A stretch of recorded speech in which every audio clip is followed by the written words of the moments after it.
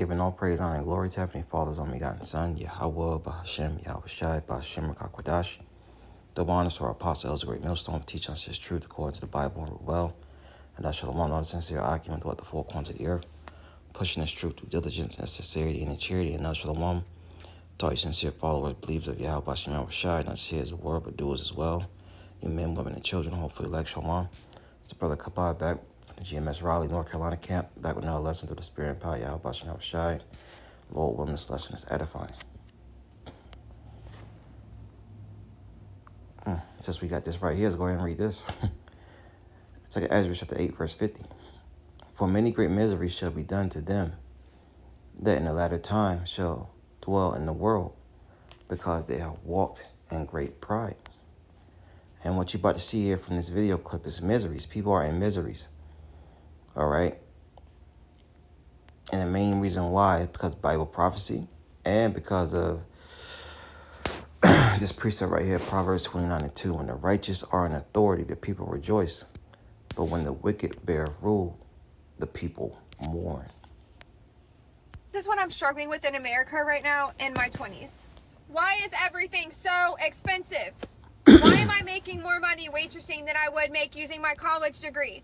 I barely have a life. I have 2 days off and I work Wednesday to Sunday, doubling just to pay my bills. At 22 years old, all of my bills are in my name. I have no help. How are y'all affording housing? In Myrtle Beach, a one-bedroom apartment is $1,500. How are y'all getting insurance, going to the doctor, getting medicine? And then some of us are trying to be TikTok influencers. Who knows where that's going to get me? Me and my boyfriend are saving, but we barely see each other during the week, and it feels like we're working our off for nothing. Do we need to move somewhere for a better job opportunity that we don't know about? Do any of y'all really know what you want to do with your life right now? It is so scary being in America right now. What am I doing wrong? I work every day and I'm still broke. Like, I have a decent job, I make some decent money, but I live out here in Cali. Like, bro, as soon as I get paid, I have all these bills stacked up, bro, that shit wipes me clean. Like, fuck, I got no money left over. Making $100,000 a year doesn't get you anywhere nowadays. Hi guys, I'm really stressed today. I just went to the grocery store, bought 10 items, and it was $80 freaking already. I literally have $10 left on my account. So a little backstory. I got laid off from my job a month ago. And I've been applying for jobs months before I got laid off. Sent out hundreds of resumes already. Applied to hundreds of jobs on the internet, remote and on-site. Tailored my resume to every position that I applied using ChatGPT. Went to only a few interviews.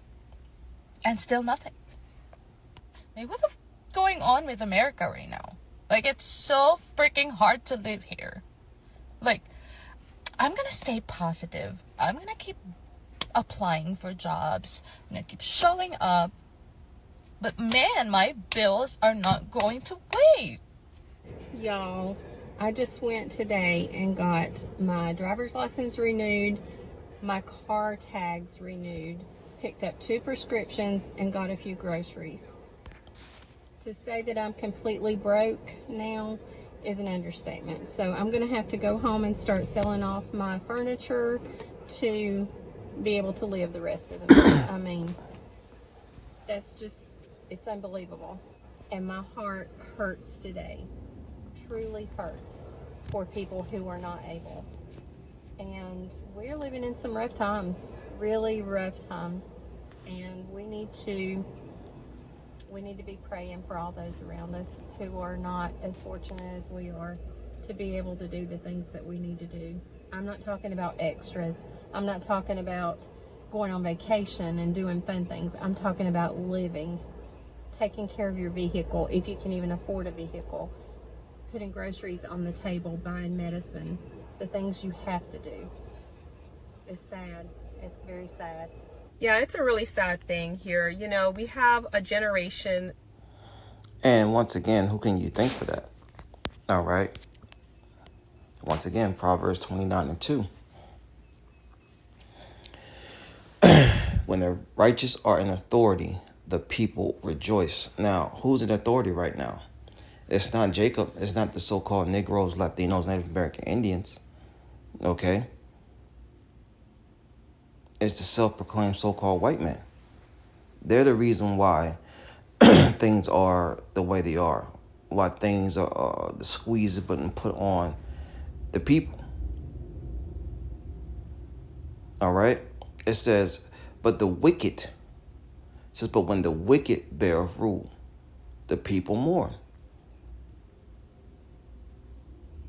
Everyone is in a state of mourning. There's uprising of the people, as it tells you in 2nd Ezra, the 9th chapter.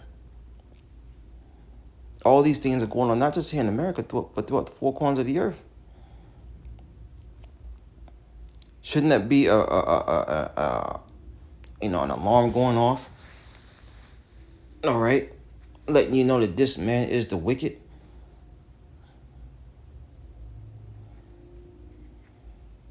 This is Proverbs 29:7. The righteous considereth the cause of the poor, but the wicked regardeth not to know it. And the wicked elites don't give a damn. They don't care about you poor. Even down to his own people. How much more his enemies, the Israelites? Okay? And you're starting to see Deuteronomy 30. Let's see where we at. This Deuteronomy 30. Yeah, 7. You're starting to see this come to pass too. This is Deuteronomy 30:7. And the Lord, Yahweh Shema Shai, thy power, will put all these curses upon thy enemies and on them that hate thee, which persecute thee. All right, and you're starting to see this amongst Edom. All right. And that's a beautiful thing as well. But one of the things I wanted to bring out in this video is, being a minimalist, because when she's this lady right here goes on talking, and she talks about just having the bare minimum. All right, and as pilgrims on the earth, as we're supposed to be living, right, in our minds, we ought to have a minimalist approach to the end of this age, man.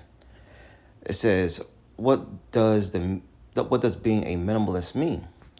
A minimalist lifestyle is intentionally living with fewer possessions, focusing only on the ones you need. All right, and then in its truth, you understand that these things that we are pushed in front of us to have and to hold its value, all right, we're going to have to let certain things go. All right. That's just what it is. It says, minimalist lifestyle is intentionally living with fewer possessions. You don't have to go out and buy,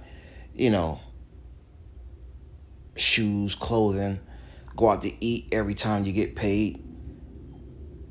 Because those things are a lifestyle here in America. Okay? And we all been guilty of it, but look, not the squeeze is here. So everyone's going to have to take a back seat.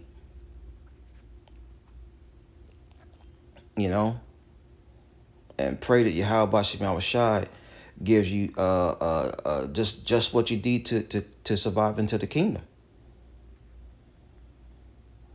Once again, intentionally living with fewer possessions, focusing only on the ones you need.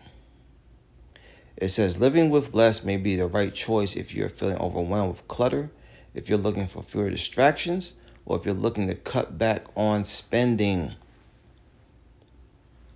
A minimalist.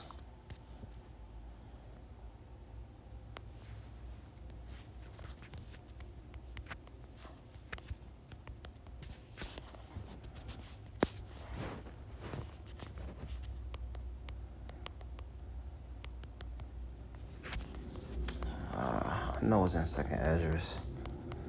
See if I can find it real fast. Just bear with me.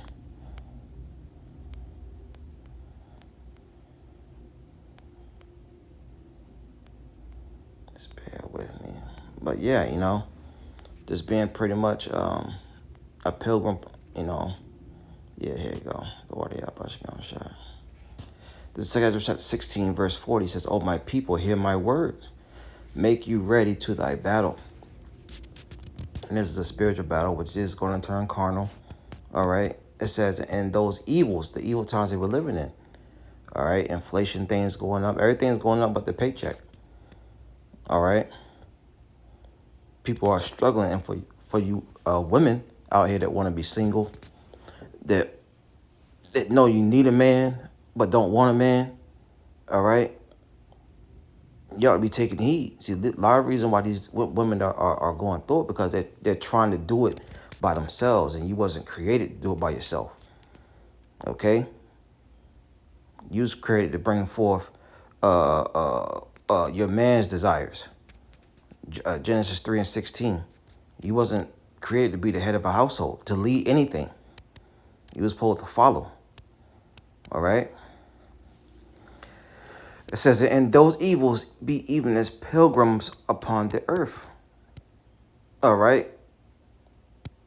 It says, and a pilgrim is one on a spiritual a journey. All right. And our journey is to the kingdom. So being a minimalist is not a bad thing in these latter days. Verse 41, he that selleth, let him be as he that fleeth away, and he that buyeth as one that will lose. Because evils are coming, man. Things are not going to continue to be as they once were. Each and every day, things are getting worse. Things are getting worse, man. All right. It says, verse 42, he that occupieth merchandise as he that have no profit by it, and he that buildeth as he that shall not dwell therein. Okay. It says, he that soweth as if he reap not, so also he that planteth the vineyard as he that shall not gather the grapes. All these things are going to happen in these times. It says, they that marry as though they get no children, and they that marry not as widowers. And you're going to see a lot of that. You're seeing it now. And therefore they that labor in vain. Okay? Let's grab one last one. Let me go back here real quick.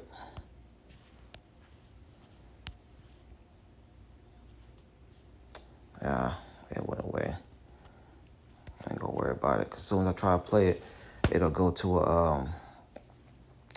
a commercial. I don't want that up there. So I had a precept in my head. What was I going?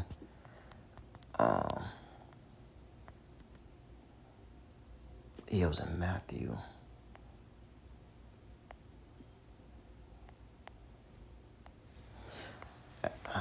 It's Matthew 6:19 says, lay out for yourself treasures upon earth, where moth and rust do corrupt, and where thieves break through and steal. Right, and the things that you accumulate here, all right, on the earth can be taken. All right. That's why we just need the bare minimum. We don't need a bunch of things, man.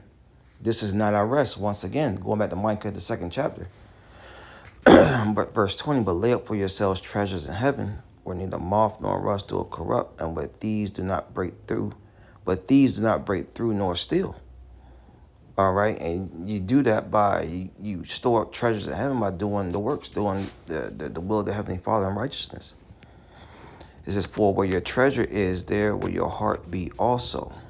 All right. So if your heart is on, the cares and affairs of this life and the carnal things, that's where your heart's going to be at. If you treasure in those things, and things are getting tighter, the squeeze getting tighter, all right, and everything's going up. So, what's the point of having all these things?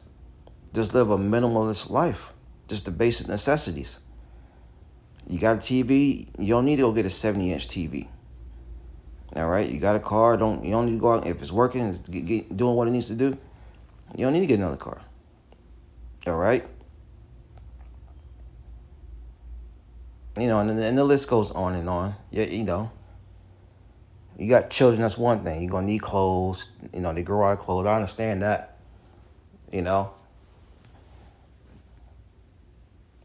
But just, being more wise and being more in tune with what's going on in the earth. Things are getting worse. And continue to seek Yahweh Bashem Yahweh Shai. Shalom.